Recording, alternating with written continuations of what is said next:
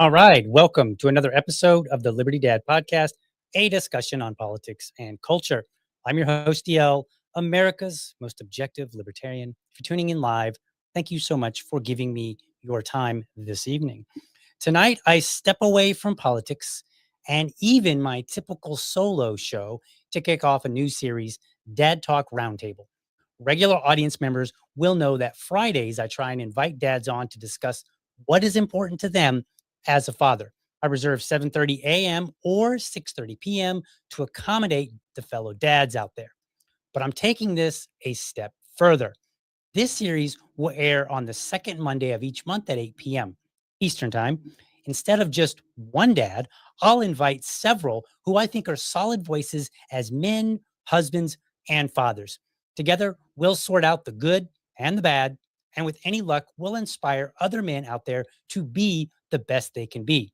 Joining me tonight, Adam Coleman, Tyler Janke, and Jacob Winograd. So let's bring them in and get this show going. Gentlemen, how are you?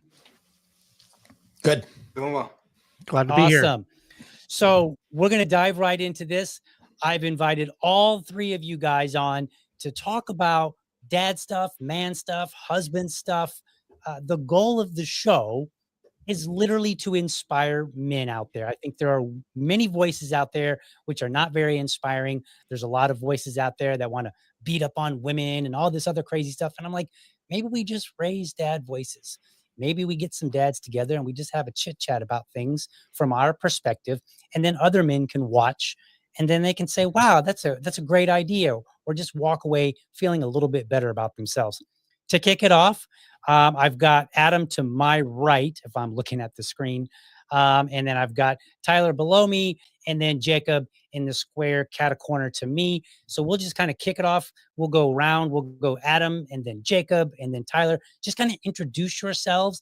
Talk about kind of like, whatever it is that you feel the audience should know about you. Take it away, Adam.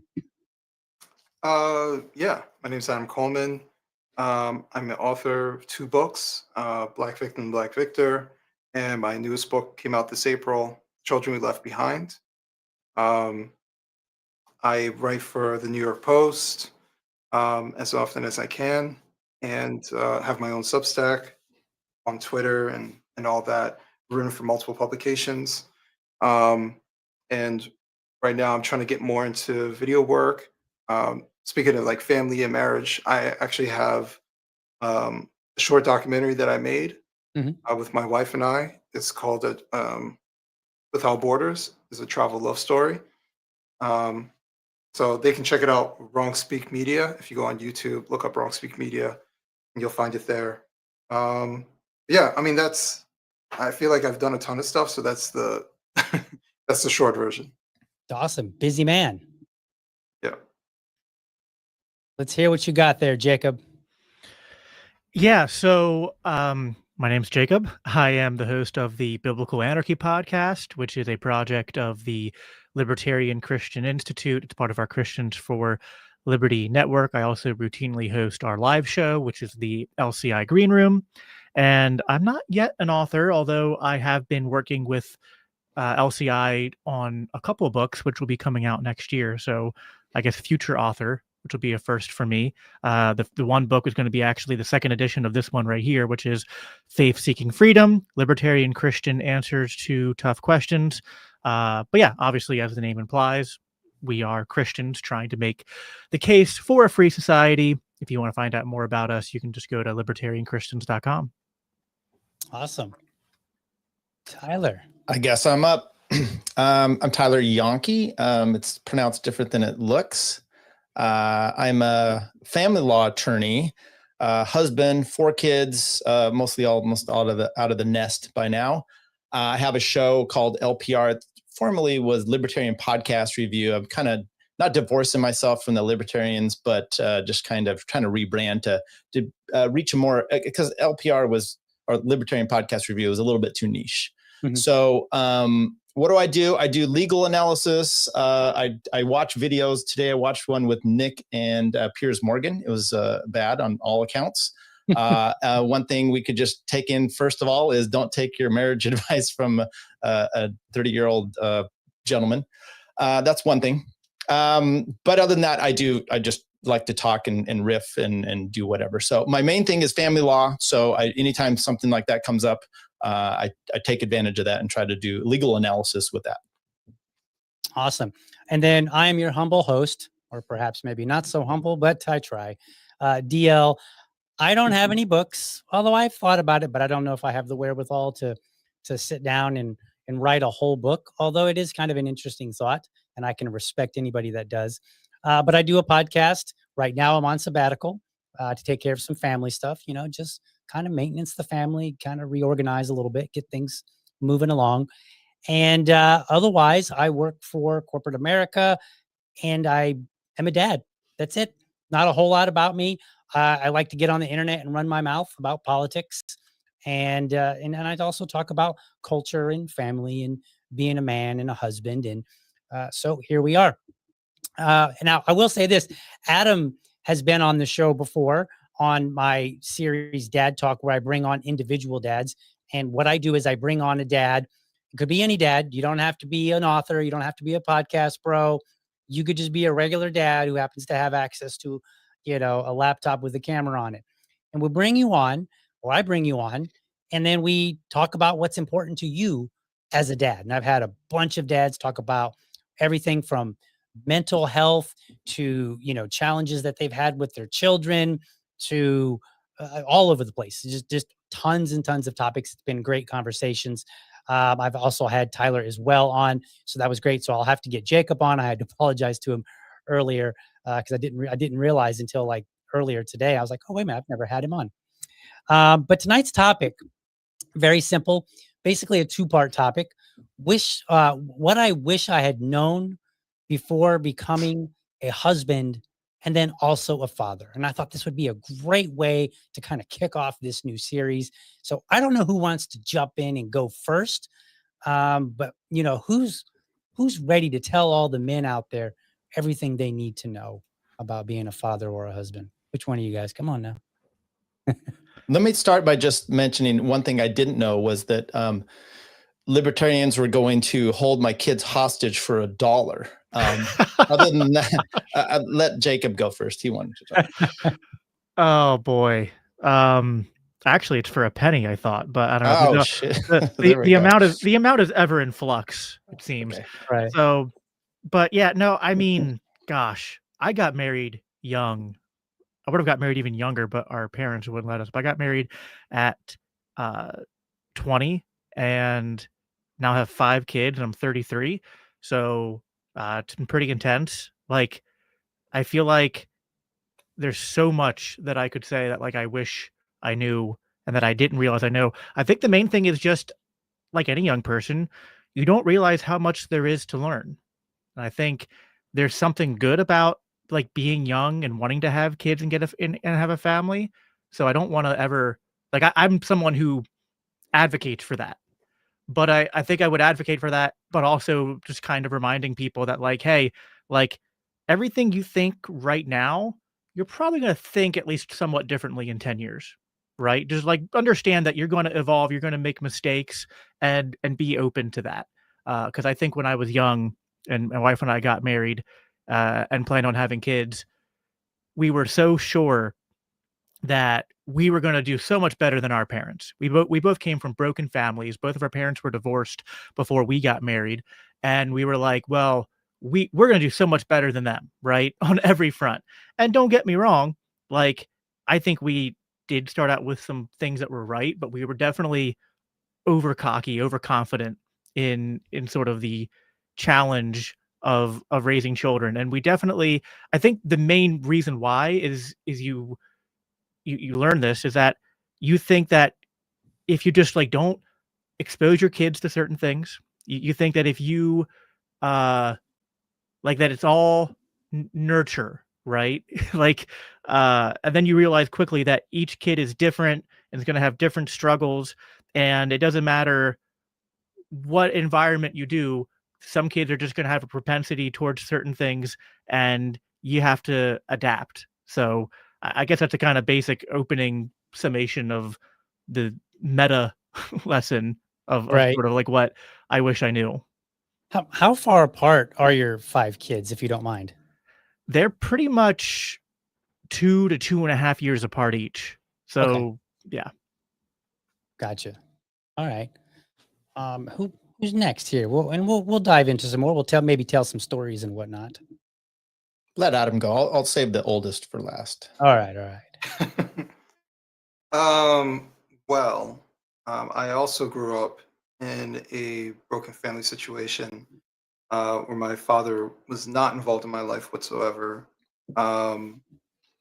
So I didn't know anything. So I didn't know what it meant to be a dad or how to be a good father, other than to be the opposite of what my father was. To the very least, be present. Mhm. And then from there, I just wanted to become the father that I thought I would have wanted when I Mhm. was a kid. Hmm. But if we are to talk about something specific, which I was able to correct early in my son's life, but it's one of those things like you grow up around it, you think this is the way that you're supposed to do things. But that's putting your hands on your kid. I was spanked probably more than what you would. Everyone has their vision of what spanked means and what it looks like. Mhm. But I had to deal with that coming from my mother. It's not that I was a bad kid, but you're a kid, you're gonna mess up. And so that was the punishment. And so when my son was very young, I would pop him.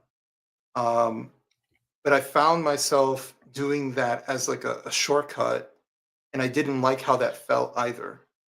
Um, and then even more so, I looked at him and I saw me when I was a kid, and I remembered when I would get hit, I already felt terrible 'cause I knew I messed up. Like you're already screaming and yelling at me. I knew I messed up. Um, and so hitting felt unnecessary. So what I decided, I didn't tell my son, but what I decided to do was um, not hit him anymore. And any time that I would have, I just talked to him more. So it's not that he didn't get punished. Um, it's just that if I'm going to discipline him, I need to actually teach him. And what am I teaching him by hitting him? Well, to be scared of me. I don't want my son scared of me, right? I want him to respect me, which he does, right? He's 20 years old now. Thinks very highly of me, is respectful, but he's not scared of me. Um, and so I think there's a big difference there. So if he messes up, which kids are going to mess up, the brains aren't fully developed, right? So we have to teach them, right? Discipleship means to teach. So what are you teaching your kid? If they mess up, let's say if they go to school and they don't do their homework and they get in trouble because they didn't do their homework. What does hitting them teach them, right? Or if you talk to them and ask them, why didn't you do your homework? And then come to find out it's because they feel like they don't know enough in math. And so they're afraid to get it wrong and they didn't do it. And whatever it might be, their little kid rationality, then that's something you can work on and you can work with. And then you tell them moving forward, you tell me these things. It's okay if you don't know this. We worked this out, we figured this out. So they're not scared. But hitting them, does that actually teach them how to do math? No. It teaches them to do things in fear of something, fear of some sort of pain coming.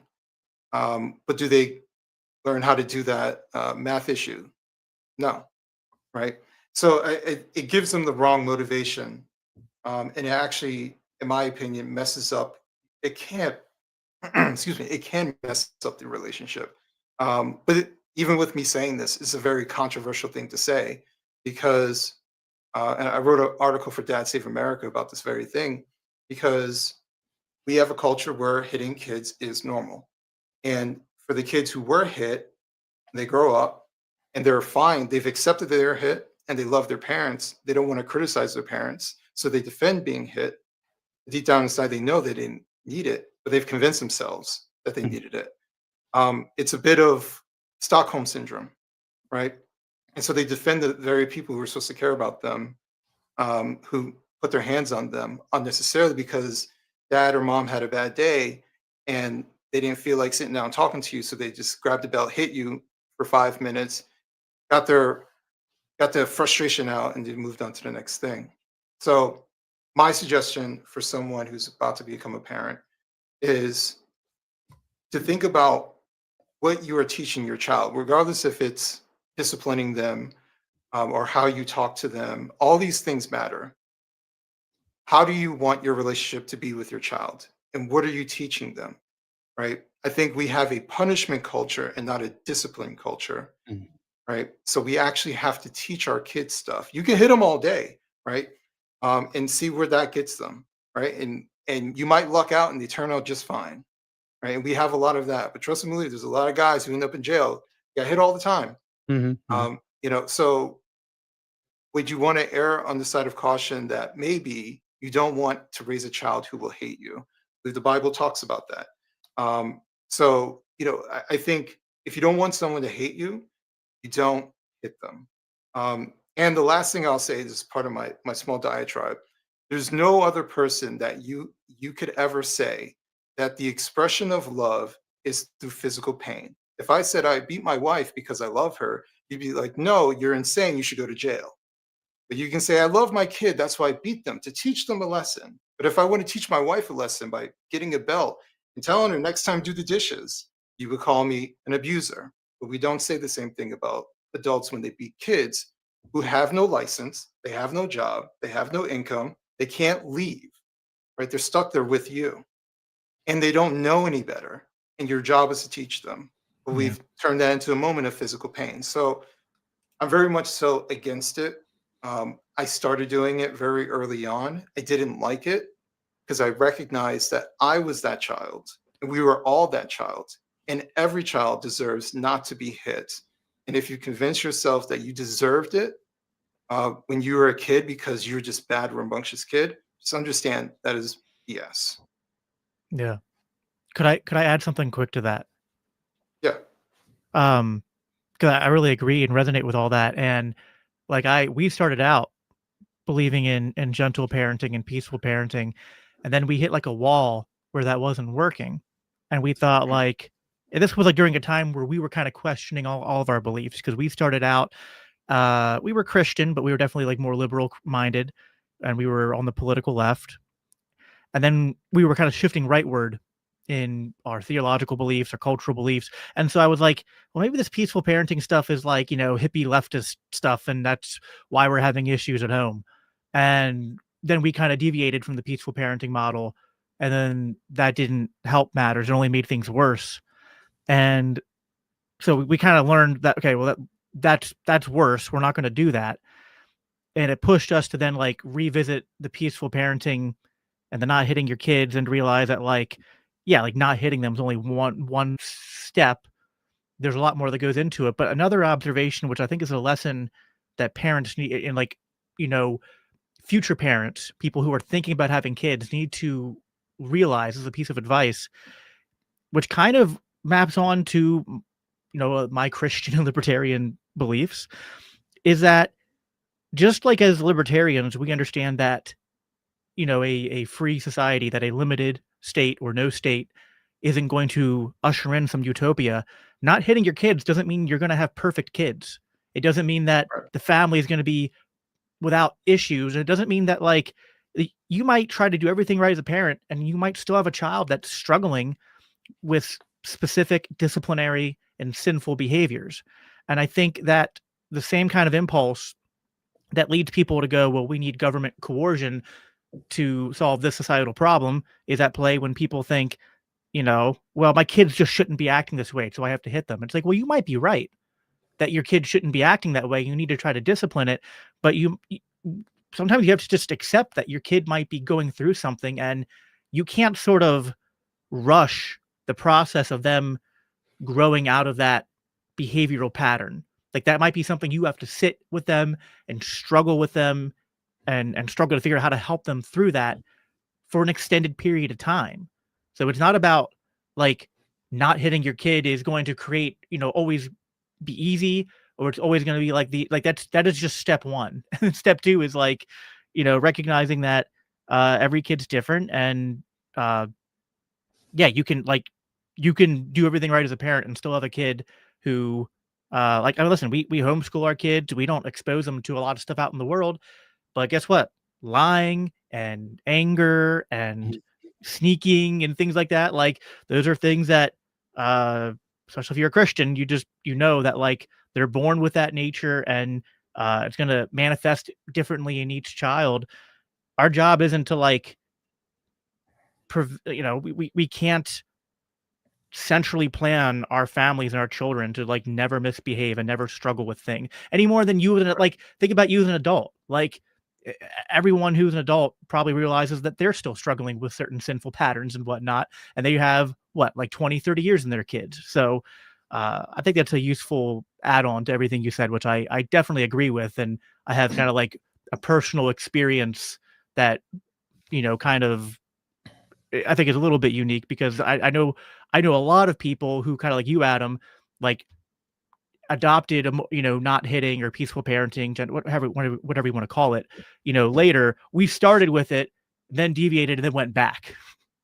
Yeah. And if I could just add one thing, and you can add his 2 cents. I appreciate you sharing your perspective. Definitely 1000% what you said.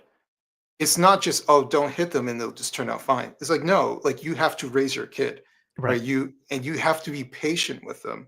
Like if we understand that our children in many ways are functionally retarded, like we'll give them some grace, because they're going to mess up. They're going to forget stuff, right? You are teaching your children pattern behaviors, right? So you're doing things on repetition. right? So over the years, it no longer becomes an issue. And many of these things that you're talking about, um, they grow out of. I remember my ex's old nephew. It was like at the age of 11, like he was weird. He was kind of like a weird kid, and he would do anything for attention, and he would just do all types of weird stuff. I swear to you, it was like less than a year later, I saw this kid, and he was like, "Hey," he was calm, like and it was one. He got older, he matured, and he was around other kids who were matured as well, and he calmed down. That kid stuff that he was doing was no longer cool, and just from a young man standpoint, he just matured into being a young man, right? And you can't beat that out of him. You actually got to give him time, right? And you can make fun of him, right? If you playfully make fun of your kids, but like some of that stuff, they just have to grow out of. And we want kids to grow at our pace instead of their pace. Right. So you got to be patient with them. Yep. Right. Tyler, jump in there on, you can just add on to the current topic. We'll circle back to it if you want to kind of deviate a little bit on, what you wish you had known. We're just kind of free for all at this point. Yeah, I'll express mine. But DL and I just, when was it? About 2 weeks ago, I came on here and we talked about, it was a video of a mom just whipping the crap out of her son and then grabbing him by the hair. So we had a discussion on that. So if you really want my point of view on that, we went deep onto that. Both DL and I saying, that we were spanked. I started to do that with my kids. I will express, well, first of all, Adam, I don't know if you watched Piers Morgan and Nick yet today, but maybe your wife wants to be hit. That was literally a conversation. So, think about that. Okay. Serious people. Well, yeah. In Nick's defense, he was citing a study. Okay, let's go into reality, which is when you watch videos like what DL and I did, or what I had, being spanked. By the way, 2 times in school, I went to a private school and I got spanked in 3rd and 7th grade as well. And I wasn't I wasn't dumb. I talked back a lot. That was the problem. And then what happens is a teacher says something to you and you suddenly make the kids laugh. Now it happens all the time. Right. The point is, though, with the spanking, it's never about you doing it in a calm way. It's always the parent that seems to be, frustrated, like you said, getting their frustrations out. Yeah. Did you ever get spanked where, like you're in trouble and then your mom or dad comes back, an hour and a half later? Okay, now we're going to have a spanking. And no, right. It was at the time, it was immediate, and it shows that the person in charge couldn't control themselves. So I'm in complete agreement with that. And that's something that we need to obviously. And then you talked about, like, look, just because you don't spank them, perhaps your kids are unruly. You can have a peaceful parenting house, and then every time, give your kid an iPad all the time. I mean, so you're not, it's the behaviors and the things you're teaching them are very important. And some of that goes to my whole thing about what I learned. I was married 10 years, got divorced, 2 kids, got remarried. I adopted my wife's 2 kids, so I have 4 in that direction. And making mistakes and understanding that if you do the same thing over and over, you're going to get the same result. It's a stupid concept, but I had to really realize that with the marriage thing going in. Okay, I've got a new wife. And things are, I can't be making, even though my first one, it was all her fault. We could always, all of us agree on that. Even with that said, you're doing things that are not, the same reactions, the same projections, same little arguments. Learn from those experiences and it'll get you a long way. I have a lot of little things, being a divorce attorney, to see where couples are messing up. But the reality is, for me, at least, and my wife, it's about being on the same page and doing things together. So it's, finances together. It's a team. We're paying up bills together. And I'll say this, especially in this era of X and Twitter and everything else. I use my phone as if all the DMs I'm doing, my wife is reading them. That's just my attitude. She can look through my phone all she wants. Mm-hmm. Some, blankety blank bot whore comes into my DMs. It's deleted. She's blocked. All that kind of stuff. Or even in some of these chats I'm in that are somewhat raucous, fine. My wife knows who I am, but I'm not flirty. I'm not doing, anything that she wouldn't. And what that has done, because there's going to be times in your life, in your marriage, where things aren't going well. And if you've put yourself in a position to be interested when someone taps you during that low time, then you never know what's going to happen. It just doesn't happen with me because I'm not putting myself in those positions. Right. Yeah, absolutely. It's interesting. Because I see that comment go around every so often on social media. People be like, could you leave your phone with your significant other, or could they go through it, and would you be worried? And I'm like, no, I wouldn't be worried. My wife wouldn't be worried if I went through her phone. We would both probably promptly hand it back because I don't want to deal with all the real estate messages, and she probably doesn't want to deal with all the nonsense on social media, that I get pinged on. But other than that, yeah, absolutely. And it's kind of funny because I tell my wife half of what I say on social media anyway. I'm like, oh man, let me tell you what I said today, because I work from home. And so like my interaction with other adults tends to be on social media. So it's like, instead of telling her what happened at the office, I tell her what happened on Twitter, which is not the most exciting.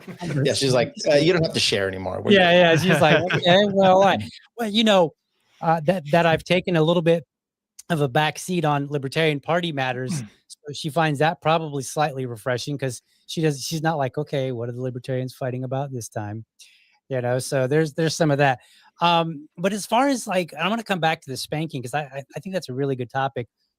What I wish I had known before becoming a husband, though, the level of responsibility that I would be taking on. And let me put it like, so I'm married twice. So I got married and I lasted 5 years, divorced. And then a couple of years later, got remarried. I've been married now about 12, 13 years, somewhere around. I have to go look up the specific date. But over 10 years for sure. And we have a 6-year-old. And it's interesting, today, I do something that I would have never even thought of in my first marriage. And that's, I take personal responsibility for the vibe in my house. And what I mean by that is, I'm not like walking around saying, hey, you're unhappy, you got to be happy. I walk around and I'm like, if I see that somebody's frustrated, I feel like, as the headship of the house, it's my job to kind of help and help, clear a path, if nothing else, for whoever it is. Maybe my wife's having a bad day, maybe my son's having a bad day. And so I do my best to try to just open up a path for them. I don't necessarily, you can't always solve the problem, right? Men out there, you know what I'm talking about. But I take responsibility for it, just because I'm like, well, what does it mean to be the head of the house? What does it mean to be a leader? Well, it doesn't mean come in and start barking orders. And with my wife, that wouldn't work anyway. But not any more than it would if she barking orders at me. We're both pretty independent minded like that. So, so I take very, a lot of personal responsibility in the way that the vibe of the house goes. And I feel like that has really changed me as a husband. Now, I'm not perfect and I still get a lot of things wrong. And, I have to apologize every so often, but I think it's definitely done wonders for me as a husband second time around. And then as a father, I mean, I got a 6-year-old, man. I swear every year it's like a brand new kid almost. It's like I got through 6 years and I'm like, wow, I've got 6 years of experience that are useless for the next year. Maybe not entirely, but it feels that way sometimes, because he can just be so different from one year to the next. And when he was younger, sometimes 1 week to the next. So, but let's circle back to this spanking thing, because I thought that was a very interesting topic. Because if I had a child early on, I'm 47 now. My son was born when I was 41. If I had him in my 20s, he probably would have got spanked all the time, because I was, your typical conservative Republican who believed spare the rod, spoil the child. So I'd have been like, no, you have to spank him, because if you don't spank him, he'll turn out like one of them blue-haired crazies, or he'll turn out into the next serial killer, or, something very scary and something that no parent would want. But these days, what you said, Adam, and I heard it from a different source originally, from a mutual friend, Dave Smith. Tyler and Jacob know him. I don't know if you know who Dave Smith is or not, but he made the same point you did, that if you spank your kid, a lot of people go, yeah, they probably deserve it. But if you're like, yeah, I also spanked my wife because she didn't do the dishes right, they're gonna be like, the hell is wrong with you? Right. And he made the point. He was like, your wife, maybe your wife can't defend herself that well against you, but far better than your child can. And that was an interesting point that really hit home to me. Now we started out, and he's had 1 or 2 spankings. I think you can count them on one hand. And my approach, because I think I had him when I was older, and so that helped temper things a lot, especially having a failed marriage, and I didn't want to fail the second one. I came into it and I said, all right, let's level set on expectations. And so I was like, he's going to draw on the walls. He's going to tell me a lie. He's going to do this or this or this or this. So there's no reason to be shocked when it happens. And I think that's part of what goes into, and I'm just guessing, but I feel like that's part of what goes into the whole spanking, is that parents are not prepared for what is probably pretty common behavior. And so then you guys were talking about like frustrations and getting angry and letting it out. I think that's one of the reasons why people get angry, is because they haven't level set expectations for common behaviors. My wife's going to be, snippy some days. She's going to be irritable. My son will be irritable. I will definitely be irritable some days, and if we're not level setting, then of course it's going to make us even that much angrier, rather than saying, okay, they're going through something right now. Let's sit down and see if we can't work it out. Yeah. So I thought that was really good to bring out, because one of the things that I've always been frustrated by, and I don't know how you guys feel, and I'd be interested in hearing from you guys. When I first heard about the concept of like peaceful parenting, I ran into some very nasty people. Like one dude on Facebook, he was like, this study proves something. And I read the study and found out he didn't read the study. And I was like, well, the study doesn't prove what you're saying. And he cussed and carried on at me, jumped in DMs, cussed me out, like all this crap. I was like, dude, are you sure you're a peaceful parent? Because you're definitely not if you can't handle a peaceful adult, like I'm not even being a jerk. How are you going to handle a child? So I felt like I ran into a lot of people that were just very nasty about it. And I actually didn't want to have anything to do with it, even though I was kind of already forging a similar path where I was like, I don't want to hit my kid. Like, I like my kid. I'm like, why would I want to hit him? Like, I don't even like yelling at him, although I will do that. So have you guys had any experiences like that with peaceful parents or people that believe in spanking and, badger you or stuff? Well, it's funny because you guys used the term peaceful parenting. I didn't even realize that was a term. I just didn't want to hit my kid. that was my whole thing. I didn't even know that was a whole movement or something like that. Yeah, I mean, there's a couple times I don't go around online talking about don't hit your kids per se, but I wrote about it. And what was funny about that article is that within the article, I wrote every defense as to why you should hit kids. And I said, I know what they're going to say. And they're going to say all these things. And within the comments, they all said the same thing. I was like, I literally wrote it in here. You guys are using the same exact defense, because there's only a handful of defenses or responses that people try to use against you. Yeah. So, but that stuff, honestly, that stuff doesn't bother me. I know that I made the right move. I know I'm advocating for the right thing.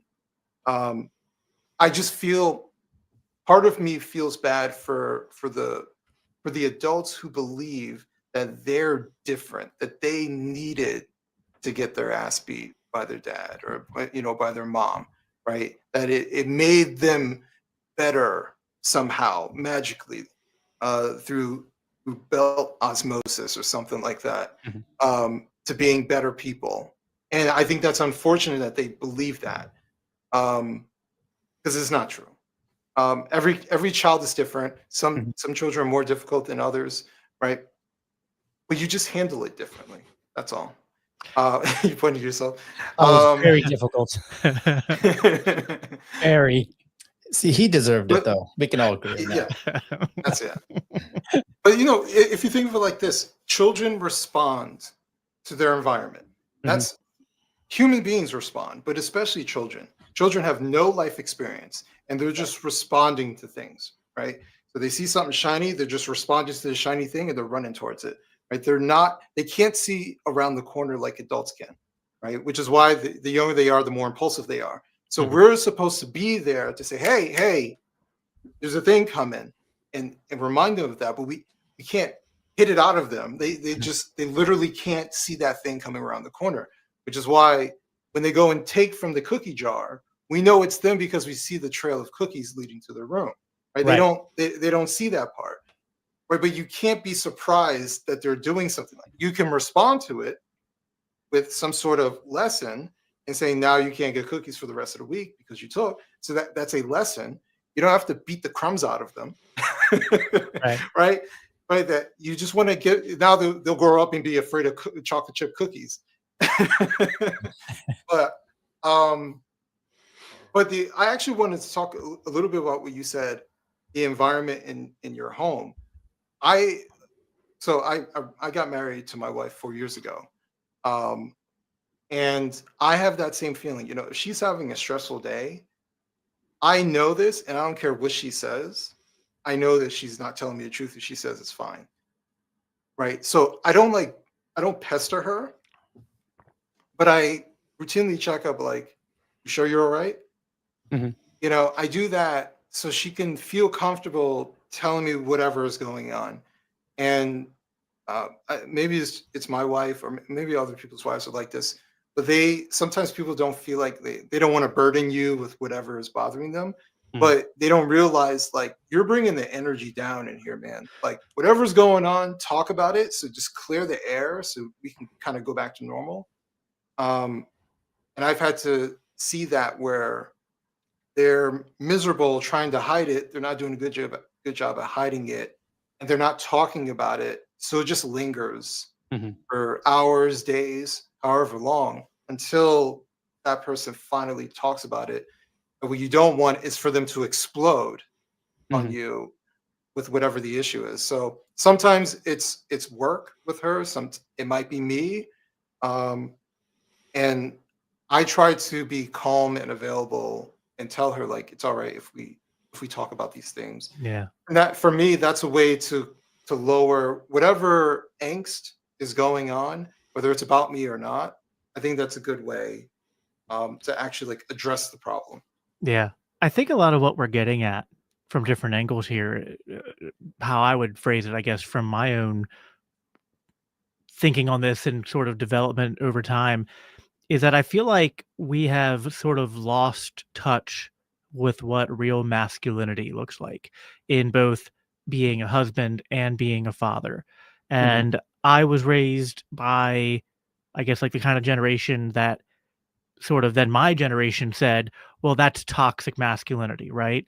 Where the dads were very aggressive and very just kind of like laying down the law and things like that with both child and wife.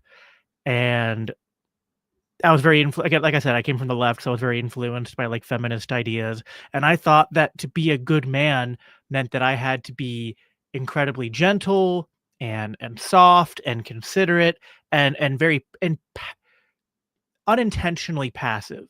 And by passive, I mean like not that I wasn't paying attention, but that like I didn't want to lead. Or I thought the way to lead was like I needed to ask my wife, it's good to ask your wife questions, but there's asking your wife questions because you're getting input to then act upon versus asking your wife questions because like you're kind of putting the problem solving on her all the time instead of trying to kind of take charge in a positive way. And every relationship's going to be different. There's going to be different divisions of labor, of discipline and household duties, even, vocationally.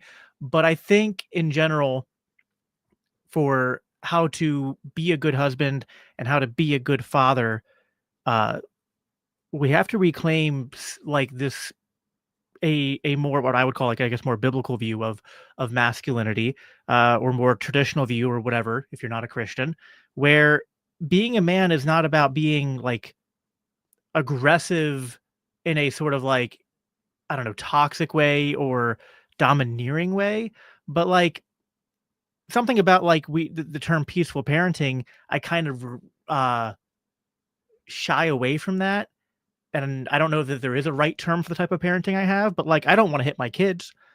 But that doesn't mean that my response to my kids is going to be nice, right? Like if my 10-year-old son disrespects my wife, his mother, and talks back to her, now like, 5 years ago, if something like that happened, I'd be like, "Hey, can you please stop doing that? That's really rude, and you should." And now it's more like a cut it out.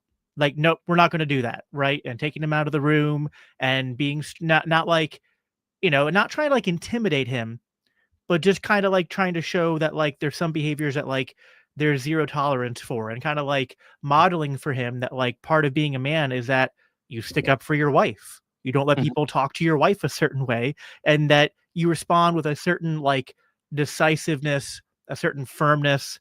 And, I think that's tough. I feel like a lot of people from my generation, they sort of they struggle with this because like for me, at least personally, and I love my dad. I have a good relationship with him, but he was sort of like one of the dads where it was like hands off and doesn't do anything till there's a problem. Then there's a problem, he cracks the hammer down. So some of it is like people have mixed feelings about what masculinity is because of their own personal experiences or what the culture teaches them, and some of it is just like learning to be more proactive. I like the way you said it, Tyler, but like kind of setting the energy.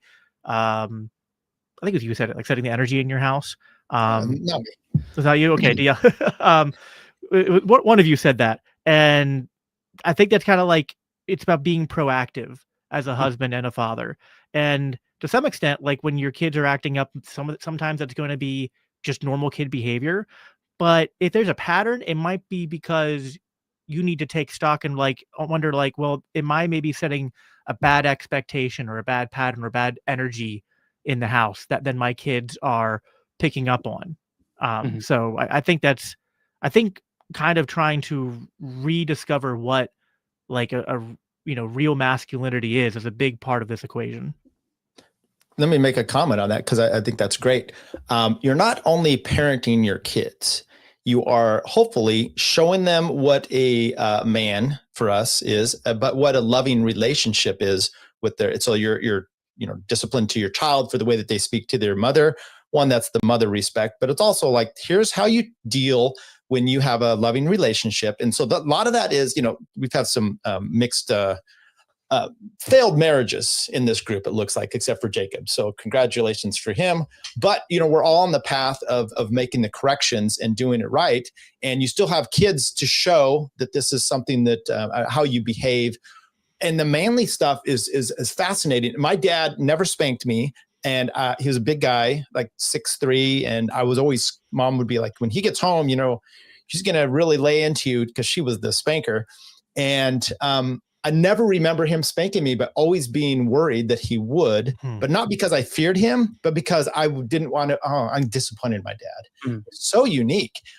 So, there's that respect thing that you do lose. I lost it and love my parents and I'm not going to, whatever. But I did lose respect for the way that my mom would spank me. So then, get a certain age, you start grabbing onto the spoon or whatever she's using. And then, there's a tug of war and then she's like, no TV. And I was suddenly like, oh, wait, well, spank me again. I want this, you discipline me the way I really don't like it. But that manly stuff, because the first man, without breaking into too much here, controlling, mom was, kind of in control of the house. Dad still had his points. And then I get married the first time and she was more the control type. So I just let it go, right? You just kind of like give up your whatever. And I realized with my marriage now, which has been 13 years, is when I take charge on, certain things, do the manly stuff, build stuff, whatever it is, it impresses her and she likes that. And so there is this give and take that you do. And sometimes it's division of labor where you're doing your different things, but there is still something about being a man, one, standing up for yourself, standing up for your family, that my wife really, really likes. And our relationship seems to go smoother when I pull up my bootstraps and I'm like doing what I'm supposed to do. And then the kids respect you. And, this whole thing is fascinating because my son's going to get married in July. And and great guy. But he's more on the, taking charge, which is perfectly fine. So my advice to him is a little bit like, hey, don't be so much, let her participate. This has to be a community thing. You can still be this hierarchy in the man and in the house, but you've got, and she's, she puts her foot forward as well, but there's, some little give and take that must be done. But I am, anyway, that's kind of my point on that. Yeah, absolutely. It's interesting. We're talking about masculinity and toxic masculinity. I got a funny story that kind of helped shape my view of masculinity, and it deals with alcohol of all things. So years ago, probably in my early 30s, and I was out drinking with some friends. We were just kind of out at a bar, and I decided I wanted a vodka drink, but I wasn't very familiar with all the different cocktails and whatnot. And so I asked the waitress, I was like, can you give me a vodka drink? I don't really know what goes well with it. I don't have any preference necessarily, but just surprise me or whatever. And she was like, okay, I got something for you. So she comes back, she brings this drink. I get it up and I'm getting ready to put it to my lips. And my friend, he's with me and he looks at me and he's like, dude, are you on your period? I was like, what? And he was like, he's like, are you on the rag? And I was like, what are you talking about? I was drinking a vodka and cranberry, which apparently for my group of guys was a girl drink. That's my wife's favorite drink. And so I was like, were you on the rag? Right. And so I was like, okay. And so then I called the waitress back over and I was kind of playfully giving her a hard time. And I was like, you get me in trouble with my guys here. I was like, can you find me some other drink here? And she's like, she laughs and she's like, sure. So she comes back with, I think a vodka and lemonade. And then my friends respected me, of course. So I tell that story to a coworker and he kind of laughed at me. And he's like, man, he goes, when I was in college, there was a dude. And he said, this dude was huge. And he was like just one of those big guys that everybody would just be afraid of just by looking at him because he looked burly and huge and just kind of scary and whatnot. And he was like, but he was actually a super nice guy. And he said, but the most interesting thing about him was that he would drink girly drinks. Like, that's just what he liked. And he said other guys would, his buddies would give him a hard time and he'd be like, I don't care. And he was just like, he said, you can be the kind of guy that drinks what your friends tell you, or you can be the kind of guy that's like, I'll drink what I want. And I was like, damn. I was like, now that you put it that way, and so it really, like, I don't want to say that it shaped all of my masculinity. Some of it already was there and present. It just kind of helped me realize that there were a lot of decisions that I would be making as a man. And the ultimate end is you need to be able to deal with the consequences, whatever it is, right? Maybe you make a decision and the event or whatever you're doing turns out bad, right? Like whatever, maybe your friends make fun of you, whatever the case may be. But part of being a man is not just making decisions, but living with and dealing with the consequences, good or bad, from those decisions, and mostly standing tall. Of course, obviously, if you've made an error and you owe somebody an apology, then, do what's appropriate. But outside of those circumstances, stand tall, chin up, and say, okay, and this is what I teach my son. I tell him actively, I'm like, don't do things that you don't want other people to know about. Like, if you don't want me to know about it, if you don't want your mommy to know about it, then don't do it. Yeah.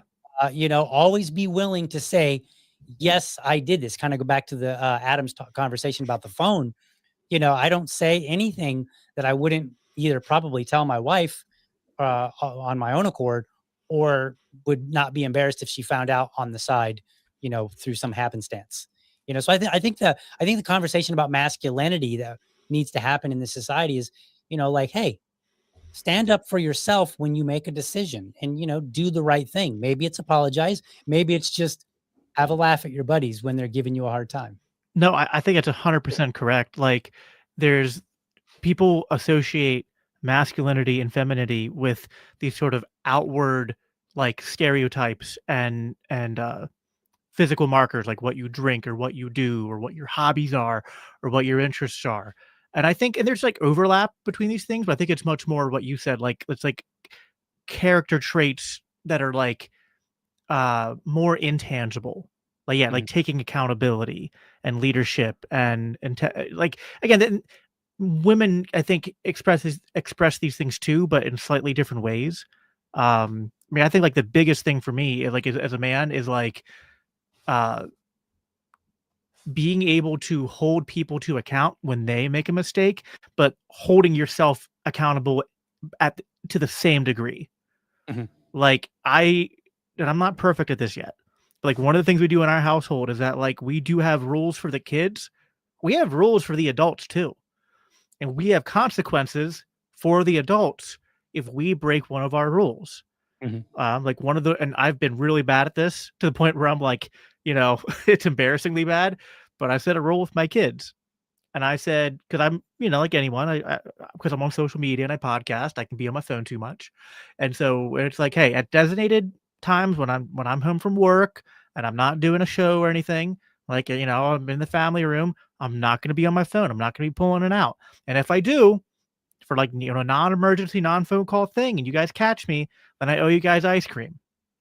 And, I set that rule thinking that it would be easy to follow. And then, 5 ice cream trips later over the summer. And I was like, man, I needed to pick a different consequence than this. but like following through on that, not only does it then like hold you to account, but like it kind of, that's, parenting is much more about like that kind of leadership and that consistency and kind of, I think that that's closer to approximating the kind of masculinity we're talking about, not if what kind of drinks you like or what kind of Right. like my biggest, thing is like, I like chick flicks, and I'm not ashamed to admit that. Like when I have like a, evening with my wife and the kids are in bed early, and she wants to pick out like a, a more feminine show or movie to watch. Like we're going through and watching Bridgerton right now, which is sometimes seen as more of like a, I'm like, like, I don't know. I enjoy it. I don't care. Right. Yeah. If I could add, and similar to his story, I grew up being more passive. How I handled things, especially as a kid, I was more passive. Um, I grew up with my mom and my sister, so I was especially passive when it came to women. Um, I think in my early 20s, I was incredibly passive until I had enough, and then I would explode. So I was always very quiet, and I have stories about cursing out coworkers because they take you being quiet and nice as a weakness. Right. And then one day I curse them out, and then they're like, "Oh, hey, Adam, how you doing?" Like, and then they know that you're capable of being like a little bit crazy, and then they all of a sudden they kind of back off. Um, all those things were kind of unhealthy. Um, and what I learned over time is, it came with confidence because I low confidence throughout most of my life. But when I started really developing that confidence in my early 30s and being sure about myself, it makes it so much easier to stand up for yourself and set boundaries and tell people, no, I don't care. I'm not doing that. Mhm. You know, and when I say this with all love, I say that to my mom. Don't do this. I'm not doing that. Mhm. I set boundaries with her, and if she violates those boundaries, then I say, if you do this, I'm going to do this. And it's because I don't accept certain things. So Mhm. do not do this. I tell anybody that. My son that, my wife that. I have personal boundaries, and if I tell you those boundaries, I'm going to enforce those boundaries. You can only do that with a level of confidence. Yeah. Um, and this is the type of thing that I've wanted to explain to my son, is that you should not be afraid to enforce your boundaries. Whatever you're comfortable with, stay within that. Um, and it does not matter what these other people say. And there are people who are going to absolutely hate you because you're enforcing it, and that's their problem, not yours. Exactly. Yeah. If I So, add a really quick thing to that, yeah, not only your boundaries, but your wife's boundaries. I learned that the hard way with my parents, and other people too, but especially with my parents and my wife, that like, especially from a Christian perspective where it says like, you got to treat your wife like she's your own flesh. So like her boundaries, I guess like within reason, like if your wife has boundaries that are literally not reasonable, then talk about that. But like most of the time, it's probably going to be reasonable boundaries, and you need to enforce those and respect those. And like, even if you don't necessarily like, my wife is very concerned about keeping our kids' pictures off social media. I have that concern too. I don't feel as strongly as her about it. And because I used to be more passive and conflict avoidant, I wouldn't, I'd be like, oh, come on. Like, I don't want to get into this with them. It's going to cause drama. And I had to learn to be like, nope, like that's me. That is an example of failing to be a husband and a father and to lead, and understanding that like, just because it's not something that's a big deal to me, if it's a big deal to her, and she has good reasons to, have that be a big deal for her, and I'm not enforcing that boundary, not only is that hurting our relationship, but when the kids are old enough to kind of model that, that's going to have trickle down effects in terms of how they listen to the boundaries we set for them, and that's going to have detrimental effects for your relationship with your spouse, because like, I mean, what are you communicating to your wife at that point when you tell her that like, this boundary you have isn't important for me to enforce? That is a dangerous road to head down. And you as husbands, we need to make sure our wives feel safe as much as within our power to make them feel safe, especially when it's a simple thing. And it's like we have to be comfortable being uncomfortable. I think it's like the biggest like meta piece of advice for men is like be comfortable being uncomfortable, even if that means having those hard conversations with other family members to be like, hey, like, this thing you're doing, that's not going to work for us. I know for some people, especially for me, that was a hard hurdle to get over. Yeah. Tyler, jump in anytime. You're awful quiet there, bud. Oh, I'm just learning.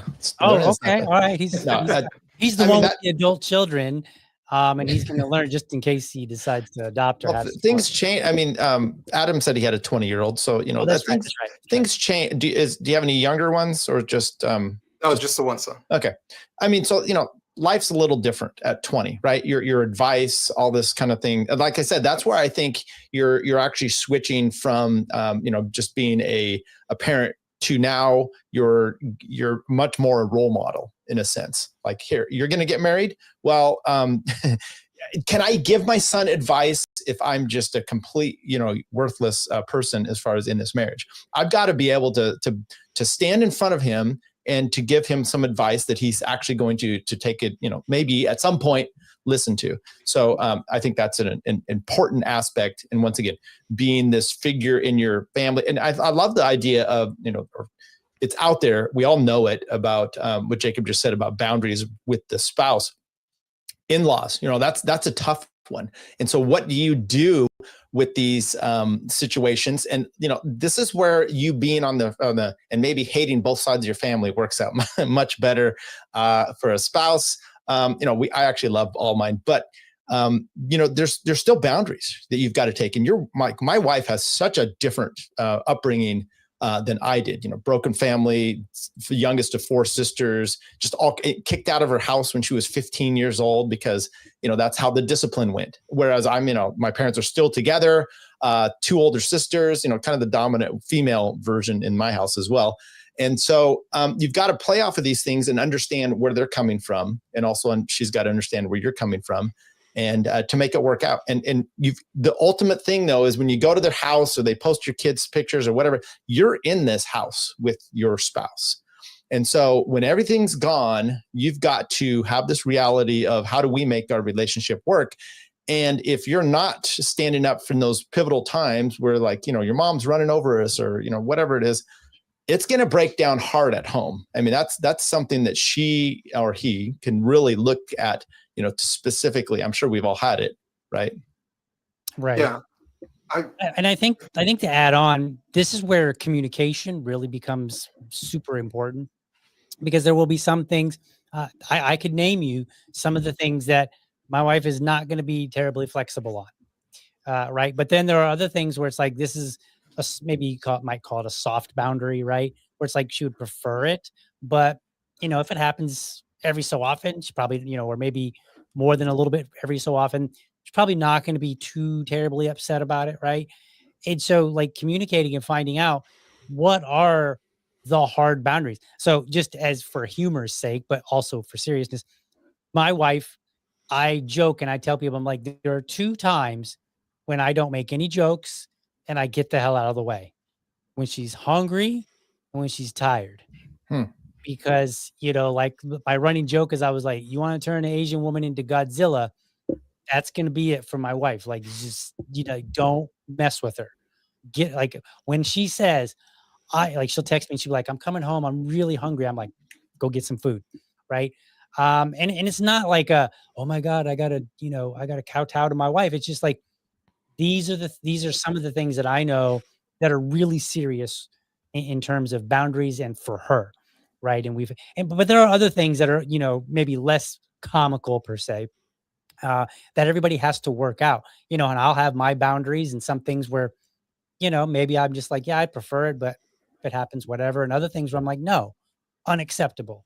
End of story. Right. So I think communication is huge in that. So men out there, talk to your wives, not at them, talk to them, with them. So Yeah. If I can add, uh, with the confidence I was able to gain with holding my own boundaries, because keep in mind, I grew up with my mom, and my sister. Um, I didn't, I didn't know that you could talk to women in a particular way. Um, and so the thing that I learned was, no, they're human beings, and I get to hold them accountable too. Hmm. Um, and there's a level of honesty that I think we tell men not to have with when it comes to their spouses. That they're just these perfect angels who never mess up. And if they do something that pisses you off or they do something wrong, you're not allowed to point that out, right? And of course the phrase happy wife, happy life, mhm. right? You being miserable is perfectly fine. Her being happy is the primary concern, right? That is incredibly detrimental to relationships. Because I'll tell you this, and my wife, if she was on here, she'd be like, yep, that's absolutely true. When I gained that confidence, I started treating everyone exactly the same way. If I love you, I'm going to tell you the truth. Mhm. Like, I'm just going to tell you the truth. And so that the trope of, if she says, does this make me look fat or is this dress ugly? Just lie. No, you look fat in that or you look ugly. Why am I going to lie to you? Like, that means that I don't love you. Mhm. And so there's a level of honesty that I started expressing years ago, but this is like my relationship with my wife. We've been together for 6 years now. This was the first relationship where I was just 100% honest with, because we were both comfortable with being honest with each other. And I encourage her to be honest with me. The story I always tell, this might be like a couple of years ago, I threw out these pair of pants that I used to wear all the time. And she's like, oh, I'm so glad you threw those out. I was like, wait, why? She's like, oh, they didn't look that good on you. I was like, wait a minute. You let me wear those ugly pants this entire time. You never told me that they look ugly. I trust you more than I trust me. Right. Like, Yeah. you need to tell me that stuff. And I was telling her, like, tell me it's ugly, because I'm walking around, I can't see me from the outside. So you need to tell me from the outside that this does not look good on me. And I will be like, it's gone. 2 seconds. I'm not even going to fight you on that. Yeah. Right? Because I expect that level of honesty. And so Right. when you start treating people with pure honesty, where you don't lie to them, because lying to people is not a display of love. I'm honest with my wife. I call her on her stuff. If she's acting a particular way, I'm like, you're acting ridiculous. And she'll come back to me. She's like, you know what? Yeah, I was. Because she's being honest too. She's like, yeah, I'm glad, but she'll tell me the same thing. I'm glad you call me out on my stuff. Like if she's being hysterical and she's saying, I'm like, that doesn't make any sense, right? Well, I think she was like, if you're an author, so you're probably good with words. So I doubt when she says, does this dress make me look fat? You say, no, the fat makes you look fat. I'm sure you come up with a better way to do it than that. But yes, don't lie.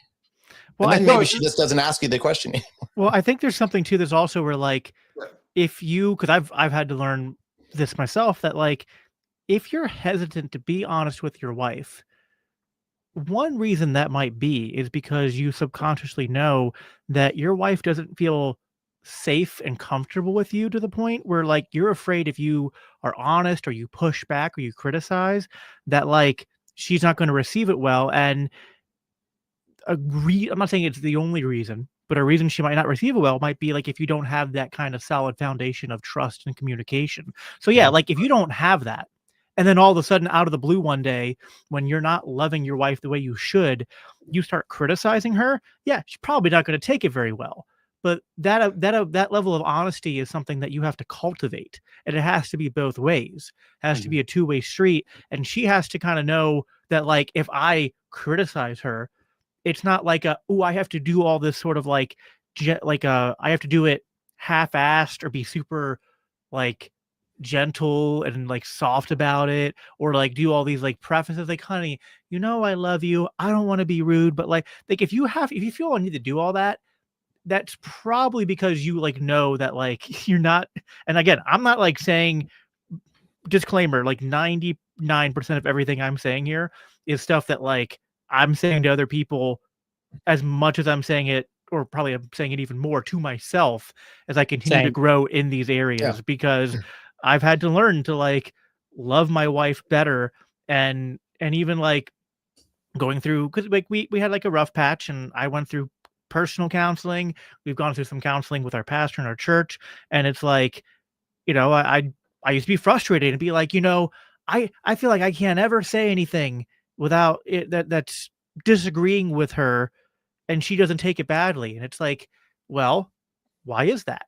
Look into it, and I think it's kind of like, a really good piece of advice, by the way, is that, obviously it's better if you start things out on a better foundation, but if it's never too late to fix that. But if you were at a place where like you started out wrong and then you have to fix it, you need to kind of like have people in your life who can speak into your marriage, who can kind of help you with that, because it's going to have to be something that happens organically over time.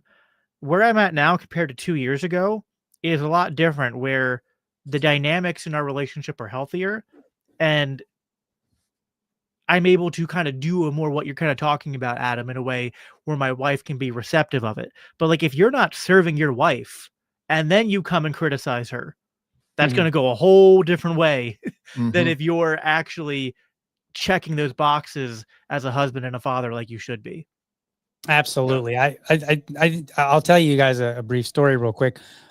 Years ago, my wife was doing some real estate stuff, and I don't want to try to get into the details and bog it down, but basically she was not a real estate agent. She was trying to do something where the thing that she was trying to do kind of rode the fine line between acting like a real estate agent and not acting like a real estate agent.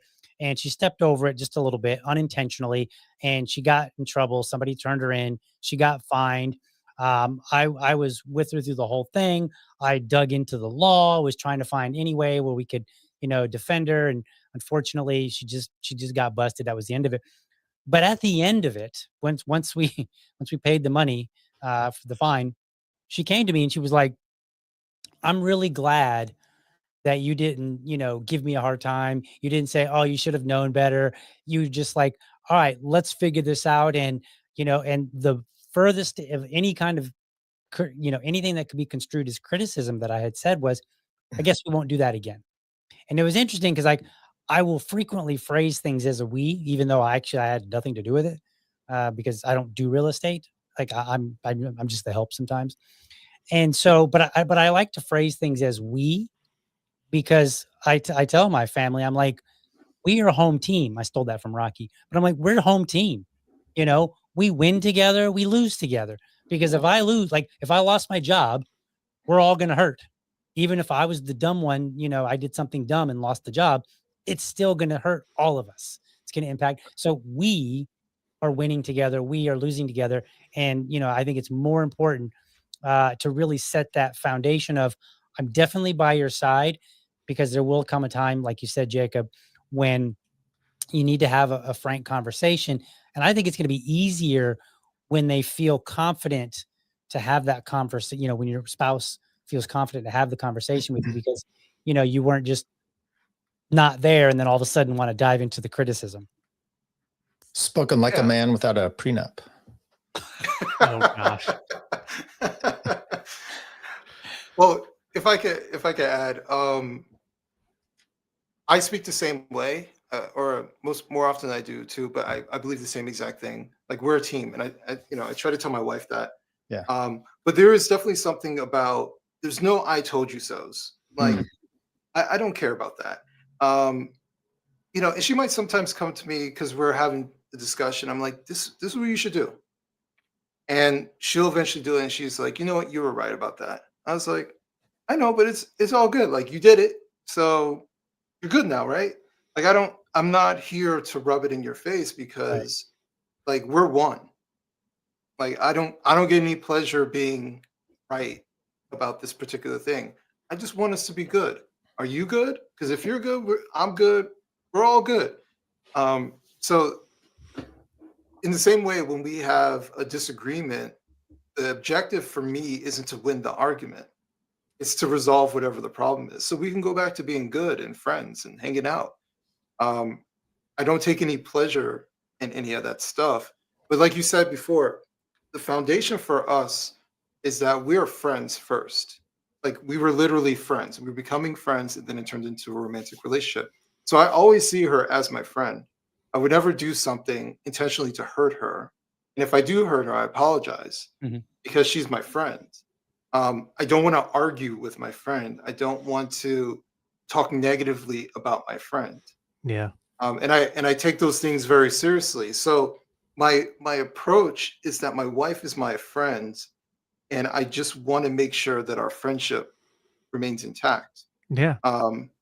And the same level of I didn't say criticism and stuff like that. Whatever I might dish, I expect her to dish back to me. And I can take that stuff. So another, like, just small piece of advice: have these discussions when you're not in a given moment, when everything is cool. That's when you talk about this stuff. Not in the heat of anything. Like, I told my wife, like, listen, I give you permission to do this. She's like, all right, but if I tell you this, I don't want you, I'm telling you right now, if I say something, say, Adam, you gave me permission to do this thing. Right. Right. I'm telling you right now, you're good to do that. I won't say anything back to you about that. I won't stop you. So, like, all that, these are conversations that I'm always talking to my wife. So these are conversations you're having on just a normal day. Nothing is happening. And that's the way you should proceed. Don't have these hard conversations in the middle of emotions, because they'll never come out right. Yeah. Well, I like how you brought up the friendship part, because I think that we often don't think about how our marriages, like your wife is like the most unique relationship you're ever going to have, because one, it's the one that, I mean, not to, like, obviously not including divorce, it's the relationship that outside of divorce and death, like, that's constant, right? Like, your kids are going to grow up and have their own families, not be living with you. So that relationship, it's always there, but it's going to kind of change. But your wife, you're going to grow old with her, and she's always going to be with you. But also, like, that relationship has, like, different aspects to it, because you're friends, your partners, and your lovers. And a lot of times, if your marriage is in a tough spot, maybe it's more than one, but there's probably, at least one of those aspects where like, you're not being a good friend to her, you're not being a good lover, or you're not being a good, partner. And, and oftentimes, marriage, you're going to have one area where you guys excel, one where you're probably okay, and one where you struggle, right? Like, my wife and I, we were great as friends. We started out as friends. We've always been friends. We joke with each other. Like, when I see something funny, the first person, like if it's on my phone, like a meme, the first person I want to share it with is my wife. She's my best friend. She's been my friend going back to high school. We were high school sweethearts. We're, we developed romantically, and we became, lovers. And so like the love aspect of our relationship has always been strong too. But we haven't always been good partners, because sometimes we've had just different visions on how to handle finances, on how to handle parenting, etc. And so I've had to learn. We've had to grow into being better partners when it comes. Like if my wife and I are fighting, 9 out of 10 times it's because like it's almost like a comedy skit watching us doing a house project together. Like when we got chickens and we're building a coop together, that was like one of the most stressful things we ever did, because we just like we don't work well together on those kinds of things, because we just have different ways of tackling problems. Like I'm very much I step back, I analyze it, I make a plan, I know what I'm doing ahead of time, I know I have all the tools I need. My wife is kind of like I'm going to jump right into it and figure it out as I do it. So we're like diametrically opposed in terms of how we solve problems and how we approach things. And so that has caused sometimes the day-to-day tensions and whatnot. So we've had to learn over time to grow in that like partnership level. I feel you, bro, because I married an industrial engineer. They're basically the people that come in and tell you how you should be doing all your processes. So, and I'm very headstrong, and like when I go tackle the yard or a project, I'm like, it's got to be done this way. So yeah, we've butt some heads on some projects as well. Jacob, I know that you've got to get going here because I think you have a 9:30 podcast that you got to jump on. Am I correct on that? Yes. You want to give a final word or a final shout out, or where people can find you or whatnot before you head on out? Yeah, sure. This has been a lot of fun. I'm looking forward to continuing these, getting to know everyone on the panel more. Yeah, you can find me, like I said, there on my little name tag at Biblical Anarchy on X. That's where I'm the most active. I am on Facebook and Instagram, but I don't post there as often, just because I don't have the time to put as much energy into those. But you go to at Biblical Anarchy, or go to biblicalanarchypodcast.com, and you'll find all my episodes and whatnot. I will also plug the Libertarian Christian Institute is doing our end of the year fundraiser. So every dollar that you donate to LCI is matched now till the end of the year. So if you want to, support the mission of promoting the ideas of liberty and free market and human flourishing from the Christian worldview, then yeah, go to libertarianchristians.com, and every dollar helps, gets us. We've every year we've done these kind of matching fundraisers, and each year we've grown and been able to go and do more things and go out to more events. And so just really appreciate the support we've had from everyone. Appreciate you, DL, for having me on and organizing this. I think this was great, and I look forward to continuing to do them. Awesome. I look forward to it as well, sir. And good luck on your next show here. All right. Thanks, man. Yes, sir. Alrighty, gentlemen. We're at 9:30, and for right now, we'll just